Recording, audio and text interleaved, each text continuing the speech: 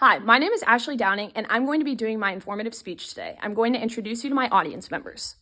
We have my dad, Joey, my mom, Chris, and Will.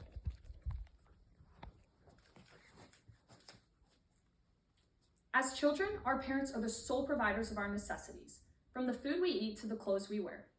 Growing up, my parents provided me with a healthy and comfortable life. I was in my own little bubble, unaware of the struggles that several kids my age were facing. But imagine not having these resources and not being able to be fed because your parents cannot provide for you. You go to school every day and watch as kids open up their packed lunches when you have nothing to eat. You can't focus in class because all you can think about is where you will get your next meal.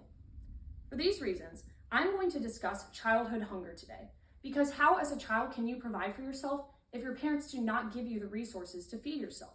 I will be discussing this through the definition of food insecurity, the negative effects of food insecurity, and also my involvement in a local nonprofit organization that works to reduce food insecurity.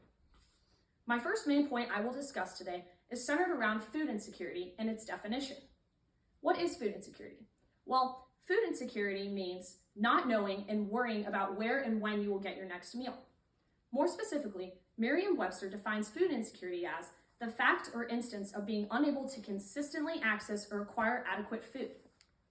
Food insecurity affects people all across America and is a huge worldwide problem.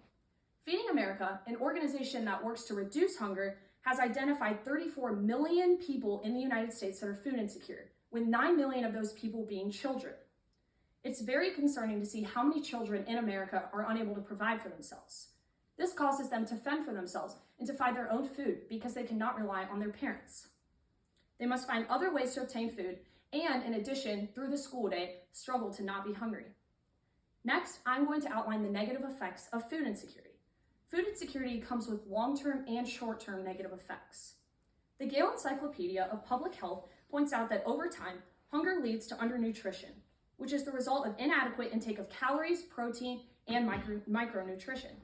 The United Nations Children Fund, or UNICEF, estimates that about 195 million children have stunted growth as a direct result of undernutrition.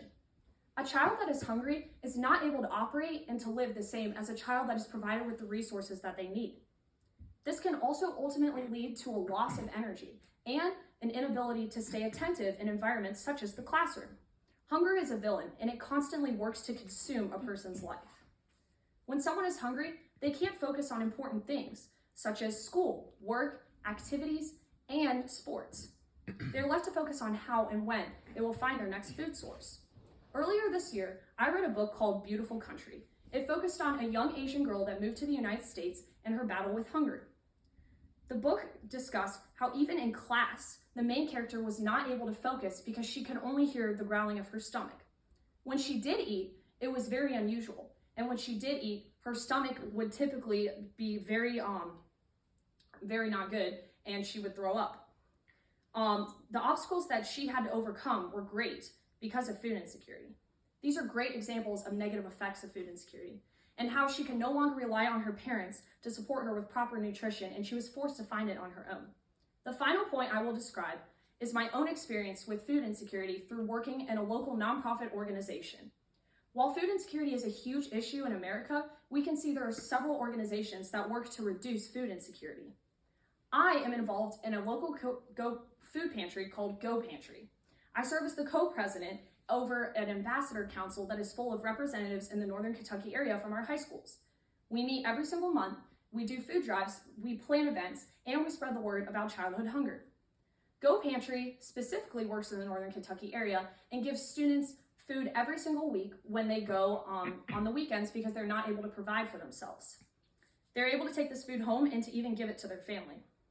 In addition, on breaks such as Christmas and spring break, Go Pantry provides Go Boxes that students can take home to share with themselves and their family.